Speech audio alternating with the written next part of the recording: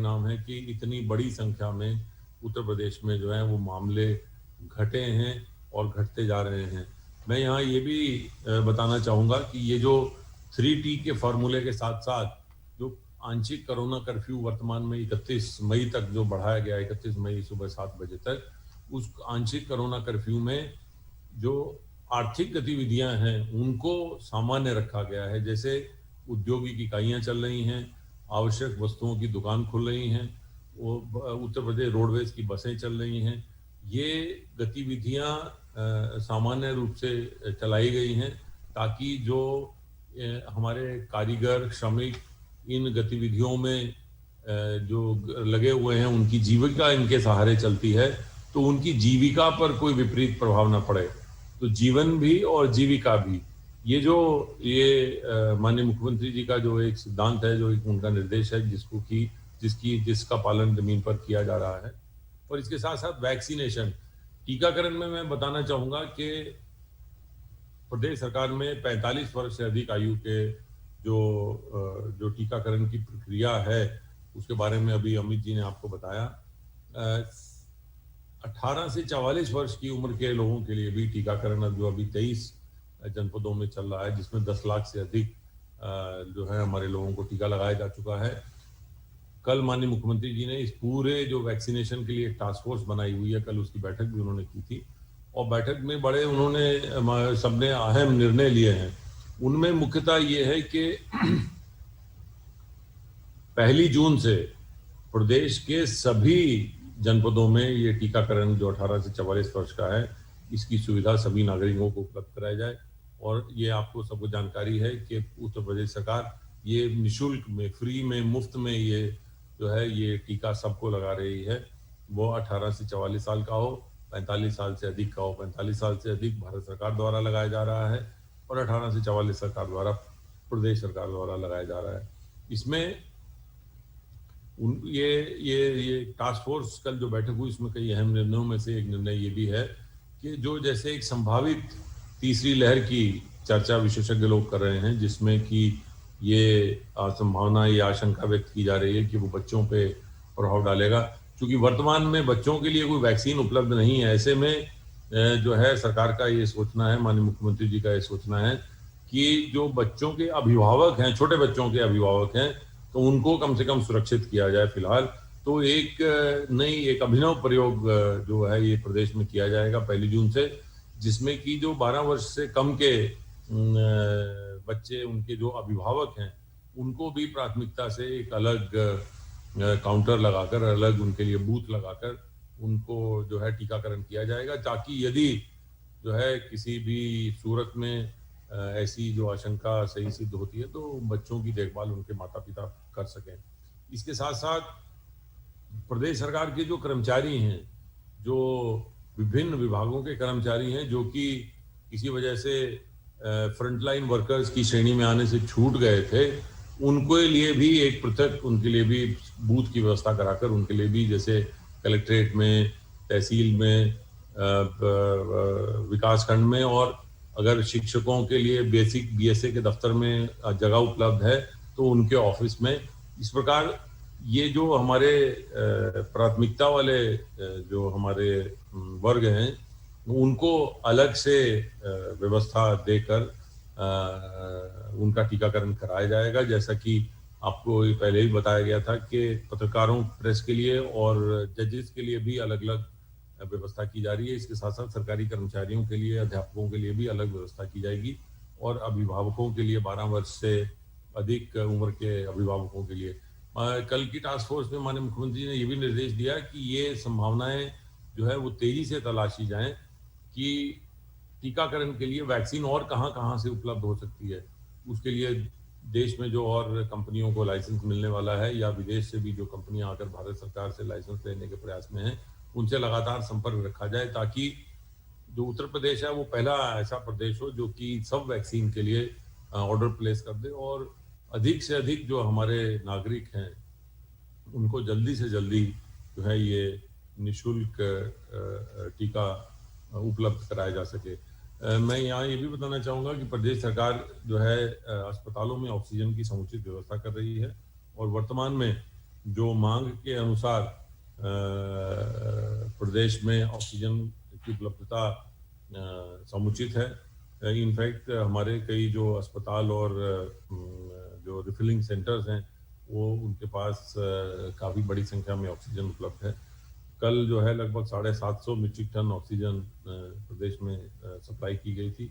सभी जो medical college हैं और निजी अस्पताल हैं उनको ऑक्सीजन की उपलब्धता कराई जा रही है। इसके साथ साथ भविष्य में जो है ऑक्सीजन की उपलब्धता जो है ग्रामीण क्षेत्रों में भी और शहरी क्षेत्रों में भी अस्पतालों को उपलब्ध कराई जाए, उसके लिए लगभग 450 से अधिक ऑक्सीजन के प्लांट जो हैं पूरे प्रदेश में लगाए जा रहे हैं, जिनमें कि जिला अस्पतालों में, कम्युनिटी हेल्थ सेंटर्स में, और इसके साथ साथ ऐसे कम्युनिटी हेल्थ सेंटर जहाँ पर कि ऑक्सीजन के प्लांट नहीं लग पाए हैं, वहाँ पर 20-20 ऑक्सीजन कंसंट्रेटर देकर 20-20 बेड के ऑक्सीजन वाले बेड उपलब्ध कराए जा रहे हैं।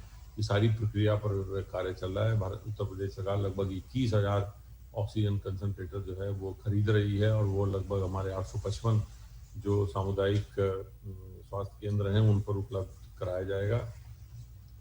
ये जो हमारी पूरी 3T का जो फार्मूला है उसमें गाँवों में जो 2 अभियान प्रदेश सरकार द्वारा माननीय मुख्यमंत्री जी के निर्देशन में चलाए जा रहे हैं वो हैं एक सैनिटाइजेशन और सफाई का जो अभियान है वो लगभग जो साल भर से चल रहा था उसको इधर जो है बहुत तेजी उसमें की गई है और बहुत उसमें जोर दिया जा रहा है कि प्रदेश के गाँव में जो है साफ सफाई सैनिटाइजेशन कराया जाए। फायर विभाग की जो गाड़ियां हैं उनका उपयोग किया जा रहा है। चीनी मिल के द्वारा सैनिटाइजर उपलब्ध कराए गए हैं।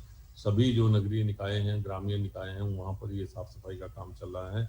आज लगभग 97,000 जो गाँव में लगभग 90,000 सफाई कर्मचारियों द्वारा 66,999 गाँव में साफ सफाई का काम किया गया और 33,153 गाँव में सैनिटाइजेशन का काम हुआ। 13,357 गाँव में फॉगिंग का काम कराया गया है। ये सारा कार्य जो है ये मदद कर रहा है ये जो संक्रमण को रोकने में, संक्रमण की चेन को तोड़ने में। निगरानी समितियां जो एक बहुत इंपॉर्टेंट काम है जिसके कि विश्व स्वास्थ्य संगठन द्वारा और नीति आयोग द्वारा भी तारीफ की गई है उत्तर प्रदेश की, वो हमारा काम भी बहुत तेजी से चल रहा है। इनफैक्ट जो निगरानी समितियों द्वारा काम किया जा रहा है वही प्रयास किया जा रहा है कि इस अभियान में जो कि विशेष अभियान 5 मई से चलाया गया था कि हर घर तक हमारी टीम पहुंचे और हर घर तक जाकर उस घर के परिवार के सदस्यों का हालचाल जाना जाए, कहीं उनको कोई संक्रमण के कोई लक्षण तो नहीं है।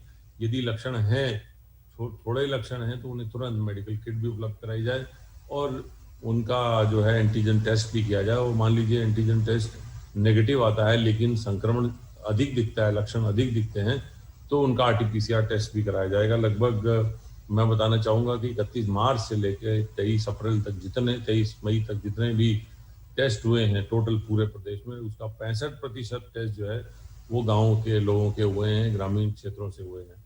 ये बिल्कुल साफ दर्शा रहा है कि प्रदेश सरकार अभी नहीं 31 मार्च से ही ग्रामीण क्षेत्रों में इनकी टीमें एक्टिव हो गई थी और सैंपलिंग इकट्ठा करना शुरू कर दिया था।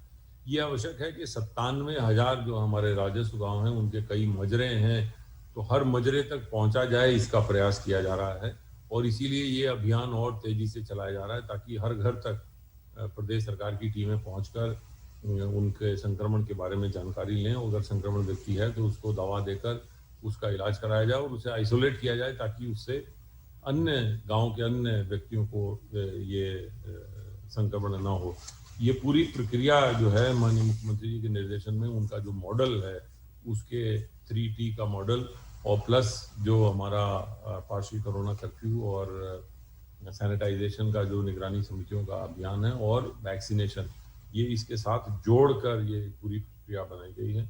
मैं यहाँ ये भी बताना चाहूँगा कि जो आंशिक कोरोना कर्फ्यू लगाया गया है उसमें जो है छोटे बच्चों को छोड़कर कॉलेजेस में, टेक्निकल कॉलेजेस में ऑनलाइन शिक्षा जारी रखी गई है और इसके साथ साथ औद्योगिक इकाइयाँ जो चल रही हैं वहाँ पर जहाँ 50 से अधिक श्रमिक काम करते हैं वहाँ पर कोविड केयर सेंटर की स्थापना के निर्देश दिए गए हैं। इस प्रकार लगभग 1400 इस प्रकार जो है ये कोविड केयर सेंटर निर्मित हो चुके हैं। 5,000 बेड वहाँ पर उपलब्ध हैं जो कि श्रमिकों को यदि कार्यस्थल पर कोई अगर संक्रमण की शिकायत आती है तो उनको उसका इलाज का उनका इंतजाम किया जा सके।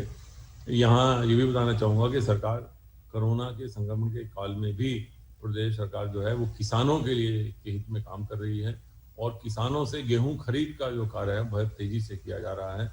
यहाँ तक कोरोना कर्फ्यू के बावजूद 33 लाख मीट्रिक टन गेहूं जो है खरीदा गया है।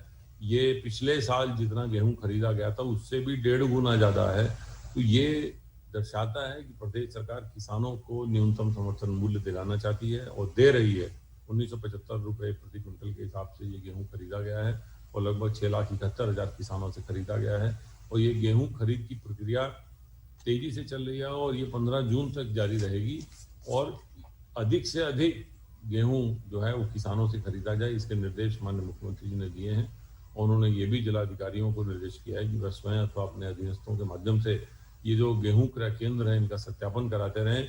बरसात अभी इधर हुई है, कहीं कोई गेहूं भीगे ना, समय से उसको गोडाउन में पहुंचा दिया जाए और किसी भी काश्तकार को तौल में या उसके भुगतान में किसी प्रकार की कठिनाई ना हो, उन्हें आसानी से ये उनका गेहूं खरीदा जाए।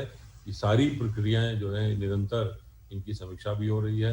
माननीय मुख्यमंत्री जी प्रतिदिन इसकी समीक्षा भी करते हैं और ये पूरी टीम ये सुनिश्चित करा रही है कि ये जो निर्देश है इनको जमीन पर भी उतारा जाए। धन्यवाद।